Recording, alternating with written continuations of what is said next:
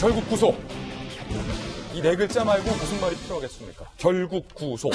조국 전 장관의 동생이 한 차례 구속영장이 기각됐습니다. 해당 판사는 건강상의 이유를 언급하며 그때 당시 영장을 기각해서 많은 논란과 비판이 일었습니다. 그런데 오늘 새벽 조국 전 장관의 동생이 두 번째 영장 청구에는 결국 구속을 피하지 못했습니다. 추가 혐의가 결정타였다는 겁니다.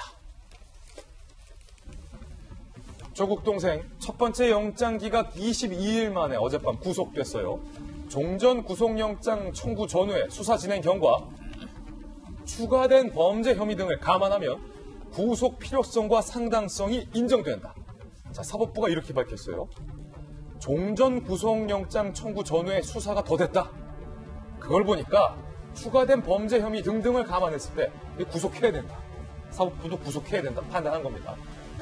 배임 수재, 증거인멸 교사, 업무방해까지 총 6개 혐의로 영장이 발부된 바 있습니다.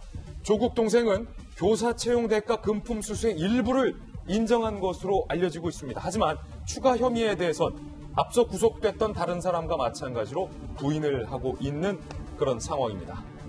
조국 동생의 건강 상태도 쟁점이었어요. 목 보호대를 차고 휠체어를 탄 채 조국 동생 출석. 심사 중에 몸이 힘들다. 수차례 재판에 휴식을 요청한 바 있습니다. 하지만 법원은 이 정도면 수감 생활이 가능하다라고 건강 상태에 대해서도 판단을 했는데, 자, 영장실질심사 이후에 조국 전 장관의 동생의 목소리 직접 한번 들어보시죠. 혐의 소명 충분히 하셨습니까? 네, 좀 한편입니다. 뭐 어떻게 말을 하셨는지. 지금 몸이 좀 많이 안 좋습니다. 뭐 건강 문제 위주로. 아닙니다. 여러 가지도 답변했습니다. 혹시 뭐 강제 집행 면탈 혐의에 대해서는 어떻게? 혐의에 대해서 조금씩 다 했었습니다. 지금 오늘 몸이 안 좋았어요. 나중에 하겠습니다. 네, 결국 구속됐는데 김배민 박사님, 네. 일단은 이 조국 전 장관의 동생이 어떤 인물인지에 대해서 이제는 막 헷갈려요. 왜냐하면 네. 앞서서 정경심 교수, 조국 전 장관의 부인 구속됐죠. 조국 장관의 오촌 조카 구속됐죠. 그리고 이번이 세 번째, 네. 동생이 구속이니까 이 세 분의 혐의가 좀 헷갈리거든요. 네. 이번에 구속된 조국 동생, 어떤 인물입니까? 우리가 조국 전 장관 청문회 이슈가 가장 먼저 불거졌을 때 제 첫 번째 터졌던 이슈 중에 하나가 웅동학원에 관련된 문제입니다. 이 웅동학원의 사무국장으로 재직을 하고 있었고요. 사무국장으로 재직하고 있던 과정 속에 교사를 채용하겠다라고 얘기를 하면서 여기로부터 뒷돈 2억 원이 넘는 돈을 받게 되는데 그 대가로 시험지를 미리 건네주게 됐던 그런 혐의를 받고 있는 겁니다. 그리고 이로부터 조금 더 뒤로 시간을 거슬러 올라가게 되면은 그 당시 지난 8월달 대한민국을 가장 떠들썩하게 만들었던 사건 하나가 조국 전 장관이 전 재수씨라고 부르면서 위장이혼 의혹들이 있었어요.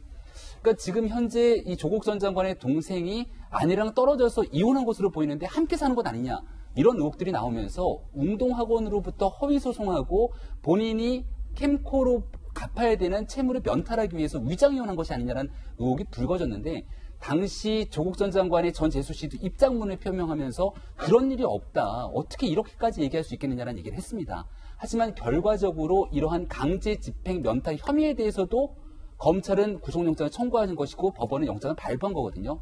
아주 쉽게 말해서 웅동학원은 사학법인이고요. 여기에 대해서는 누구도 사학법인의 이사가 있겠습니다만은 이것은 한 사람 개인의 것이 아닙니다. 그리고 이 사학재단에는 굉장히 많은 국가의 혈세가 들어가기도 하고요.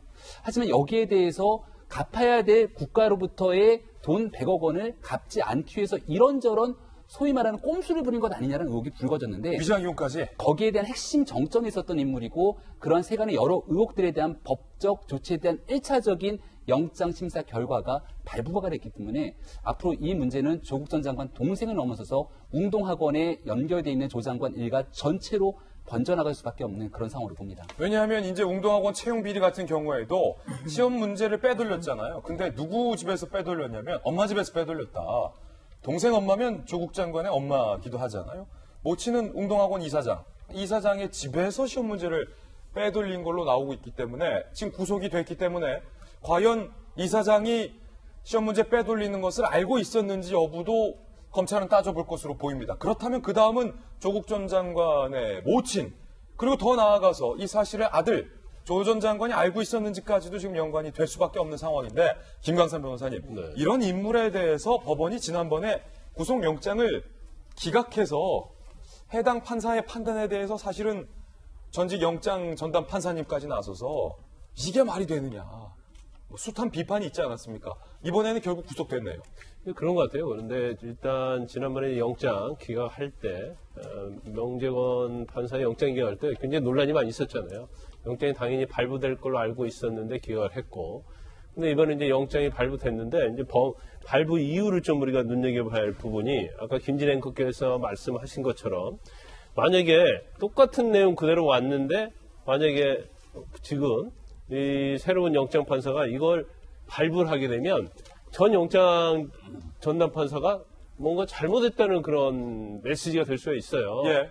그런데 일단 검찰이 추가로 범죄 혐의를 영장 범죄 사실을 넣어서 했기 때문에 저기에다가 추가된 범죄 혐의들을 감안하면 이걸 넣은 걸로 보입니다. 그렇군요. 그래서 전 영장 기각이 뭐 이렇게 잘못됐다는 그런 어떤 뉘앙스를 안 주기 위해서 좀 노력을 한 것으로 보이는데 뭔가 앞선 판사의 자존심도 세워주고 검찰에 좀 명분도 주고 그렇죠. 그렇다고 볼 수 있는데 지금 사실 조 전 장관의 동생 구속은 조국 전 장관뿐만 아니라 예. 정경심 교수와 관련해서도 굉장히 중요한 의미가 있습니다. 그래요? 그건 무슨 말이에요? 일단 지금 범죄 혐의가 여러 가지잖아요. 예. 그 중에서도 정경심 교수나 조 전 장관과 관련된 부분이 있을 수 있는 부분이 바로 채용비리 관련이에요. 웅동학원 그렇죠. 그리고 웅동학원 관련해서 시험지도 다 유출하고 하면서 2억 1천만 원 받았잖아요. 뒷돈 받고 교사 채용. 그렇죠. 그런데 지금 나오는 이야기는 동양대에서 출제하는 걸로 의뢰했다고 했는데 동양대는 출제를 의뢰받은 적이 없다고 그래요. 예. 그러면 조국 전 장관이나 정경심 교수가 이걸 출제를 한 것인지 그럼 이 부분에서 또 공무관계를 검찰이 좀 들여다보고 있다고 할 수가 있는 거고 그 다음에 그 강제집행 면탈과 이제 배임과 관련된 부분에 있어서는 이게 상당히 이게 강제집행 면탈은 저게 굉장히 어려운 죄입니다. 그런데 허위 소송을 하고 강제집행 면탈을 하는 과정을 보면 그리고 유장이혼까지 만약에 했다고 한다면 유장이혼 해가지고 채권을 이혼한 부인에게 이걸 이전했단 말이에요. 양도를 했단 말이에요. 예. 그러면 이것은 법적으로 아주 잘 알지 않으면 이 치밀한 설계를 할 수가 없어요. 전체적으로. 어떤 채무를 좀 면탈하고 강제 집행을 피하기 위한 이런 행동들을 보면 법적으로 잘 아는 사람의 어떤 조력이 있었던 거다. 그렇죠. 그러니까 저한테 와도 사실은 이건 굉장히 고민을 많이 해서 이 설계를 해야 하는 사안이거든요. 뭐 위장 이혼을 하고 뭐 네. 어쩌고 저쩌고. 그런데 조 전 장관의 컴퓨터에서 캠코의 가압류와 관련된 문건이 나왔단 말이에요. 가압류 검토 문건이. 그러면 검찰 입장에서는 제가 볼 때는 이거 전체를 설계한 것은 바로 조 전 장관이 아니냐. 그렇게 볼 가능성이 크죠. 검찰 입장에선. 그렇게 만약에 그거와 관련해서 검찰의 수사에서 그런 증거가 드러나면 조 전 장관은 결국 지금 본인의 동생과 관련된 범죄 혐의의 상당 부분이 공범으로 될 수 있는 가능성이 커요. 아니, 변호사님 잠깐만요. 네. 그렇다면 검찰은 여러 가지 정황을 보겠는데 그중에 지금 방금 말씀하신 부분이 이른바 동생 부부가 웅동학원을 상대로 허위 소송을 걸고 나의 재산이 국가로부터 압류되는 것을 막기 위해서 빚 상환을 막기 위해서 가짜로 이혼을 하고 등등의 과정을 조국 전 장관이 설계한 것이 아닌가 검찰은 이것까지 의심할 수 있다는 거예요? 제가 볼 때는 그렇게 들여다보고 있다고 봐요. 그래서 우리가 조 전 장관을 언제 소환하느냐에 대해서 굉장히 많은 관심을 가졌는데 시간이 계속 늘어지고 있잖아요. 그거 자체는 아마 일단 정경심 교수와 관련된 수사 부분, 특히 사모펀드 관련된 부분에 있어서 조 전 장관의 관련성 이 부분을 굉장히 공을 들여서 수사를 하다 보니까 시간이 좀 늦어지고 예. 그 다음에 좀 더 시간이 늦어질 가능성이 결국 동생이 구속이 됐잖아요. 그러면 아까 말씀드린 것처럼 웅동학원과 관련된 저런 비리에 있어서 조 전 장관의 연관성에 대해서 지금부터 본격적인 수사가 들어가기 때문에 조 전 장관의 소환의 시점은 좀 더 늦어질 수 있다 이렇게 봅니다. 그렇군요.